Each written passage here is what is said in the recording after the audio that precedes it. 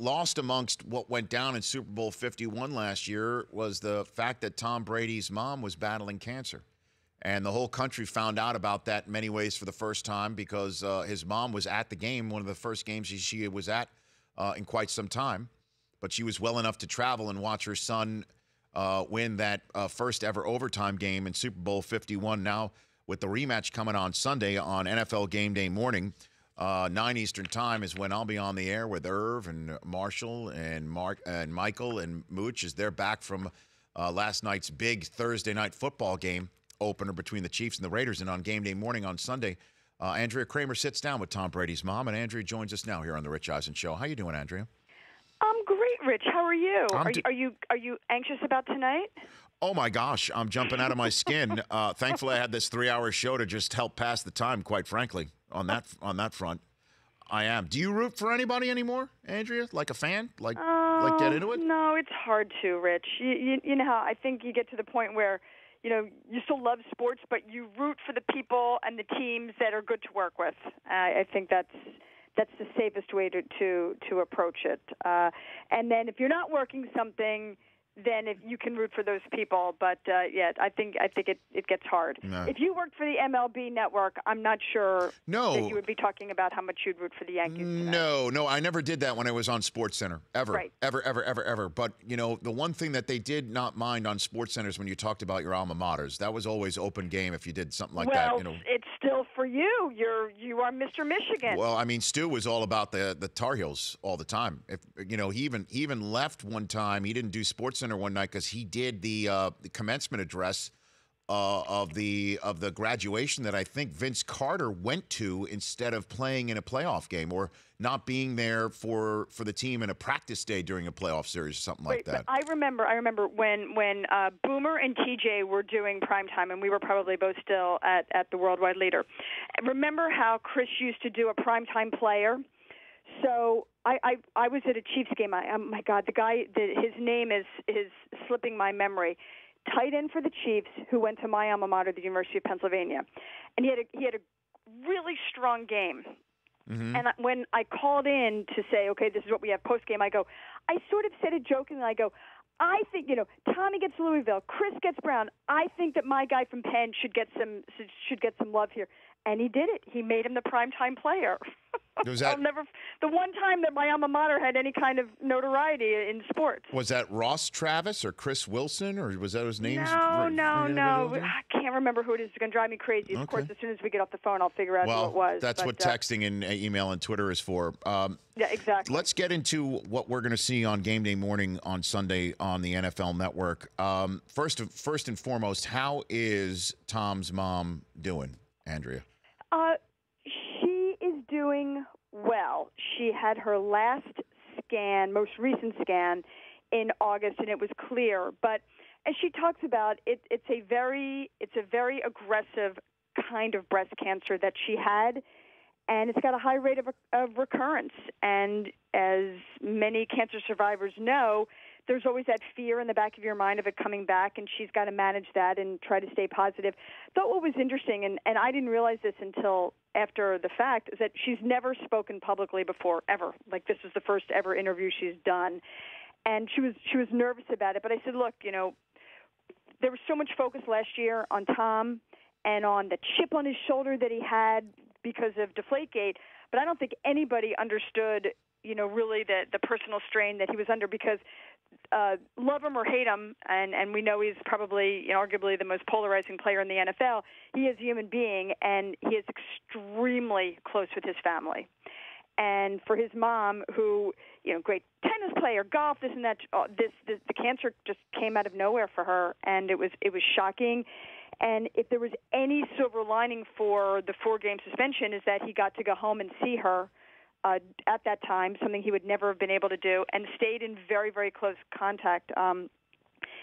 She tells a story that they would FaceTime all the time, and she lost her hair after the chemo or during the chemo, and she would wear a bandana, and he would say things to her like, Mom, you look beautiful no matter what it is. And it sounds trite, but when you're really sensitive about that sort of thing, to hear it from your son was very powerful for her, and she tells the story a lot better than I just did. But there were some really moving moments sitting down with Galen and Tom Brady Sr. Well, and why did Galen sit down for something like this now, do you think, Andrea? I think because she realizes that, for her, when Tom came out, and, he never really likes to talk about his family, and when he came out on the Tuesday of the Super Bowl and talked about some, serious health challenges that his family had, those of us who had known all along about the cancer and were really asked to say nothing, and you have to respect somebody when they do ask you to do that. I was amongst those people, as were others. It was because she was about to hopefully get to the game. They weren't even sure at that time if she was going to be able to make it. People were going to see her in a bandana, and they were going to know. So this idea of a very public unveiling of your cancer and how you handle that and how you manage that, I think that she really did this because she wants to try to help other people understand that there's not a stigma attached to this. And whether you are going to be seen by millions of people and wearing a bandana because you don't have any hair, or you're not going to look your best, it's not a death sentence, and it is something that can be overcome. And she feels pretty strongly about that, and how important it is to really try to be positive and to have hope. And again, these things may sound cliche, but when you're living them, they are very real for you. And it's Crucial Catch Month in the National Football League. It was over the past several years solely focused on breast cancer. Now it's many different types of cancer that Crucial Catch Month is about. And Andrea Kremer joining us here, getting set to reveal on Sunday's game day morning the interview with Galen, Brady, and Tom Sr. The other thing, by the way, Rich, that's interesting, and you mentioned the crucial catch, and that's important, is even before we sat down with her, I had no idea, but the Patriots Sunday night are honoring about 200 cancer survivors. And amongst those honored are Lexi Solder, who is the wife of left tackle Nate Solder, whose son Hudson had cancer, as well as Chad O'Shea's family, and Galen Brady. She will also be honored. So it just kind of turned out to be this strange and great confluence of events that that we're going to really get to know her a little bit on your show, and then she's going to be honored later that evening. So did you see any of Tom in her? I mean, where does Tom get it from, basically, when you sat with the parents? We kind of joked about it. The competitiveness from her. Oh, big time. Because first of all, I remember when we were discussing whether or not she was going to do this, she said, "Hey, can I give you a call at whatever time, 1:30?" And I said, "Sure, absolutely, great." So she calls at 2:30, and she goes, "I'm so sorry that I'm late. I was playing golf, and I hated the way I hit them, so I had to go to the driving range." And I said, "Oh, my God, there's no question where he gets this competitiveness from, is there?" Kind of joked about that.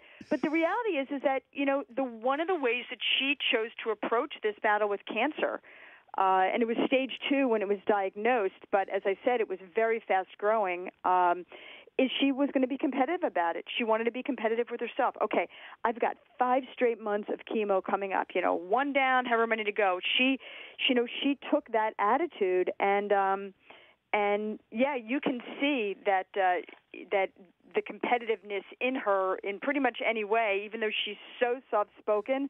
But he definitely gets that from her. Andrea, love the chat. Again, look forward to seeing that piece on NFL Game Day morning. You've got a big one on sports gambling with Real Sports with Brian Gumbel next week as well. Come back anytime, okay, Andrea? All right, Rich, it's great to be on with you. Thank you so much. You bet. You bet. That's Andrea Kremer. Again, her sit-down chat with the mom and dad, Tom Brady's mom and dad, Galen and Tom Sr., as they reveal how Galen has been battling breast cancer, and she will be in the house on Sunday Night Football. For more Rich Eisen Show, tune to Audience Channel 239 on DirecTV or download the Rich Eisen Show app.